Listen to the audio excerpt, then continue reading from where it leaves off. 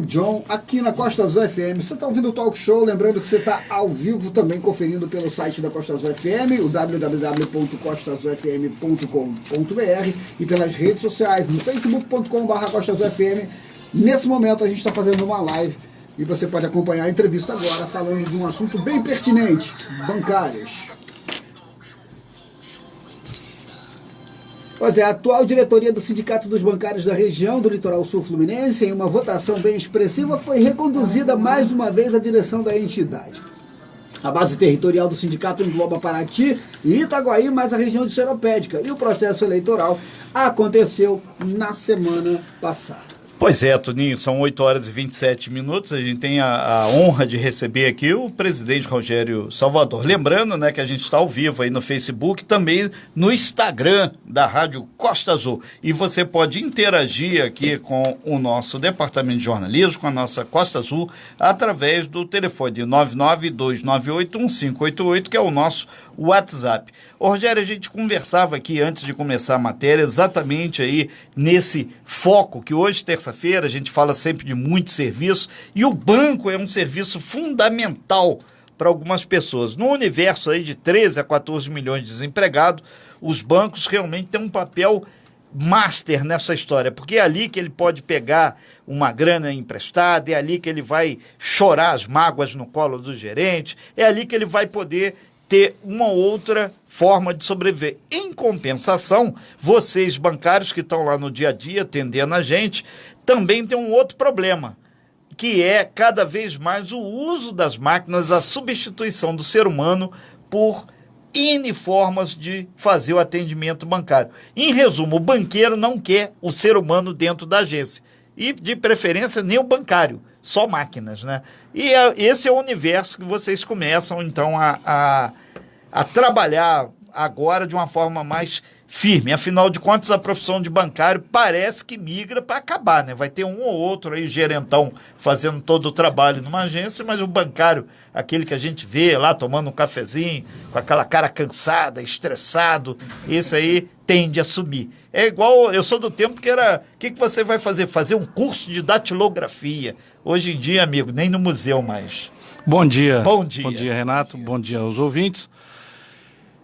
Os desafios são enormes. A categoria bancária passa por um momento de transição, onde os bancos dizem claramente que há uma estruturação dos bancos, todos os bancos, os públicos e os privados, em curso, diante da nossa economia, que está desaquecida, e os bancos não querem diminuir a sua margem de lucro, que já é enorme no Brasil, em torno de 20 bilhões por ano de lucro, e os bancos têm obrigações com os acionistas. Na verdade, os bancos eram para ter obrigação com os funcionários, com os usuários, com os clientes, mas a verdade é diferente. Os bancos têm uma forma de tratar os clientes que bem aquém daquilo que era o justo. E os acionistas querem, no final do ano, a sua parcela de lucro, sem investimento nas áreas fundamentais para o nosso desenvolvimento, e acaba que a população de menor poder aquisitivo é a que mais sofre com essa modernização do sistema bancário. Haja visto que o primeiro impacto que a gente nota aqui na cidade de Angra dos Reis são as lotéricas, que vivem lotadas, abarrotadas, fazendo trabalho bancário, e os companheiros que estão lá bravamente também trabalhando, nem bancários são. Esse é o grande desafio do nosso movimento hoje. São 8 horas e 30 minutos, né? E tem uma coisa nos bancos que me incomoda muito, nas agências bancárias, né? A lei diz atendimento prioritário para o idoso, e o pessoal fez uma mudança, fila de idoso. Fila não incomoda, gente. Fila é uma coisa, atendimento é outra. Manolo, Jordão. Rogério, bom dia. Bom dia. Bem-vindo aqui ao Talk Show mais uma vez. Rogério, essa questão de banco hoje, dia 2, passei ali 8, quase 7, quase 8 horas da manhã, fila já do lado de fora, já se formando, Renato, no banco. E tem aquela questão hoje no banco do tempo de espera. Tem uma lei, inclusive municipal, que você não pode ficar um determinado tempo. Mas essa questão de falta de funcionários e de trabalhadores por questão de... Você estava falando que o banqueiro hoje quer cada vez mais que as pessoas usem os meios eletrônicos. Só que você chega lá no banco, tem 6 caixas eletrônicos e um só funcionando. Né, Renato? Então fica complicado. Aí eu queria saber de você, como é que está sendo essa questão? Está sendo cumprida essa lei? O que vocês fazem para cumprir essa lei mesmo com esse déficit aí nos funcionários hoje dentro da agência bancária? Bom, a gente tem a exata noção de que todas as agências aqui de Angra dos Reis têm um problema de déficit de funcionários. Os funcionários que estão na agência hoje trabalham no limite. Os funcionários que trabalham dentro da agência hoje fazem um serviço de 3. Para cada um funcionário, na verdade, era para ter 3 funcionários. Isso estressa muito o funcionário, né? Isso. Esse é um outro problema também que acarreta, que é a questão do adoecimento do bancário. Nós temos aqui em Angra em torno de 30 bancários de licença por questão 30 por questão de saúde. No universo de quantos trabalhadores? No universo de 150, nós temos em torno de 30 bancários doentes. Fora o pessoal que tira férias. Quase 25%, então. Quase 30, tem 30 bancários doentes na região que estão, todos eles estão no INSS pela questão do estresse, o acúmulo de serviço e a questão de metas, que o banco exige o cumprimento de metas todo mês e com a economia estagnada do jeito que está, você imagina o estresse que o bancário passa para querer cumprir as metas. Para as pessoas entenderem, esse é o vender problema. meta é chegar para um cara feito Renato, vender seguro para o Renato, Tudo. vender tudo. O Renato está comprando copo d'água. O que pudesse ser vendido pelo banqueiro, pelo banco, ele oferece para o cliente. E esse é um grande problema. A questão tecnológica é uma questão mundial. A gente acredita que no Brasil, pelo tamanho do nosso país, seja uma coisa mais devagar, mais moderada. Mas ela vai acontecer. Nos grandes centros já existe já os bancos digitais onde você entra, não tem ninguém, tem uma pessoa lá falando com você pela tela da televisão, você aperta, você fala.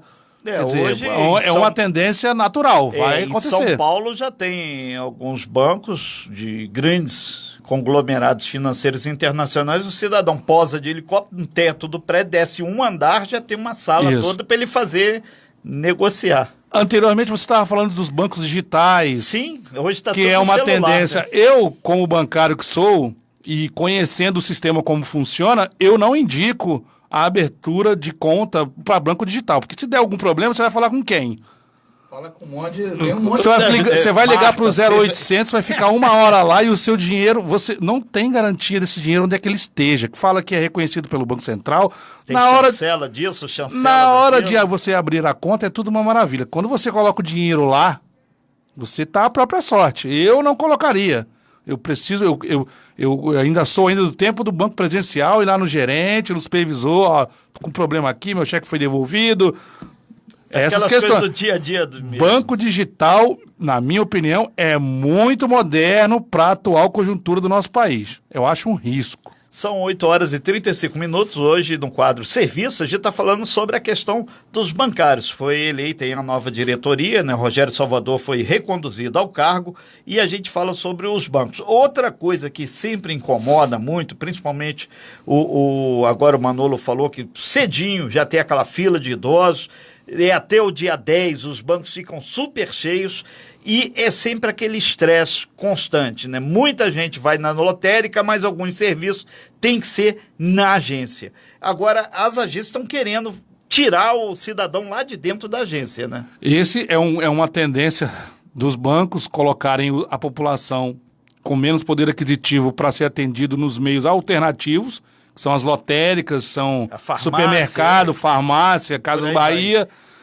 E a questão dos aposentados é uma questão que a gente já tem esse problema há anos, porque eu sou do tempo que os bancos abriam às 8h30 da manhã, 1h30 de atendimento exclusivo para o aposentado. Hoje não, hoje atende 9h30, abre pro idoso, pro aposentado. E aí em meia hora você não consegue atender uma gama de mais de 80, às vezes, aqui na agência 678, essa do Itaú aqui de cima, são mais de 80 por dia, atendimentos de idosos. Então não suporta essa demanda. E não existe por parte dos banqueiros o desejo de contratar mais gente, muito pelo contrário. Né? Pelo contrário, as demissões continuam. Aqui na nossa cidade, a gente sente menos impacto por causa disso, até o momento, com essa crise que já vem ocorrendo há mais de 5 anos, não teve nenhum aviso de fechamento de agência. Então, para nós, ainda continua